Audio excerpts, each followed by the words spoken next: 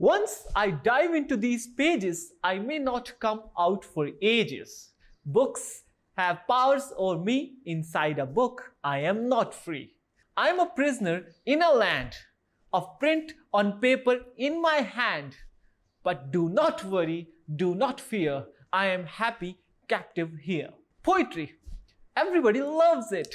It appeals to our emotions and feelings as it comes directly from the heart. That's why it has great impact on listener as well as readers. Especially native poetry, we love poets like Allama Muhammad Iqbal, Mirza Asadullah Ghalib, Sagar Siddiqui, Wasi Shah, and many poets in our national history. Similarly, many English poets we love to read, and today your English instructor from tutoria.pk, Sardar Hamza, brings you a very interesting topic on a famous English poet, William Wordsworth, and his masterpiece in poetry, Daffodils. So students, without wasting any more time, let's move to the discussion portion. Thank you.